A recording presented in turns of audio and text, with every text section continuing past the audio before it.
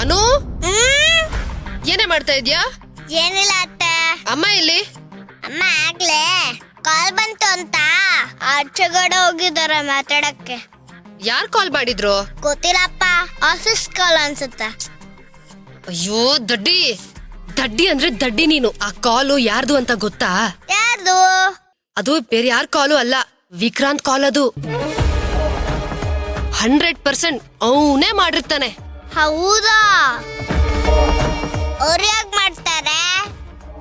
ಇವತ್ತು ಎಲ್ಲಿ ಎಷ್ಟ್ ಗಂಟೆಗೆ ಸಿಗ್ತೀರಾ ಅಂತ ಕಾಲ್ ಮಾಡಿರ್ತಾನೆ. ಲೈಬ್ರರಿಯಲ್ಲಿ ಸಿಗ್ತೀರಾ ಅಥವಾ ಕಾಫಿ ಡೇಯಲ್ಲಿ ಸಿಗ್ತೀರಾ ಅಂತ ಕೇಳಕ್ಕೆ. ಮೀಟ್ ಆಗಕ್ಕೆ ಟೈಮು ಪ್ಲೇಸು ಫಿಕ್ಸ್ ಮಾಡಕ್ ಕಾಲ್ ಮಾಡಿರ್ತಾನೆ. ಹೌದಾ? ಕೇಳ್ತೀನಿ ಇವತ್ತು ಅಮ್ಮನ್ನ. ಅಮ್ಮ ತಾಯಿ ಸುಮ್ನೆ ಇರು, ನೀನೇನು ಕೇಳ್ಬೇಡ. ಆಮೇಲೆ ನನ್ನ ಹೆಸರು ಹೇಳ್ಬಿಟ್ಯಾ? ಇಲ್ಲ ಅತ್ತೆ, ನಾನು ಹೇಳಲ್ಲ. Good girl. ಆಮೇಲೆ ಇನ್ನೊಂದ್ ಇಂಪಾರ್ಟೆಂಟ್ ವಿಷಯ. ಏನು? ನಿಮ್ ಅಜ್ಜಿ ಇದಾರಲ್ಲ, ಅದೇ ಆ ಮುದ್ಕಿ, ಇವತ್ತಲ್ಲ ನಾಳೆ ಕೇಳ್ತಾರ ನಿನ್ನ. ಏನ್ ಕೇಳ್ತಾರೆ?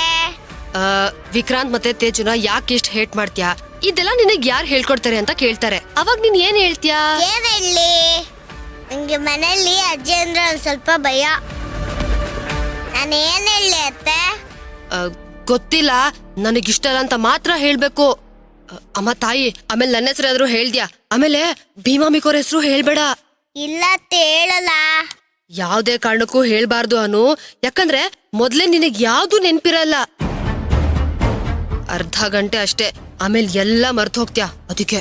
ಇಲ್ಲ ನನಗೆಲ್ಲ ನೆನ್ಪಿರುತ್ತೆ.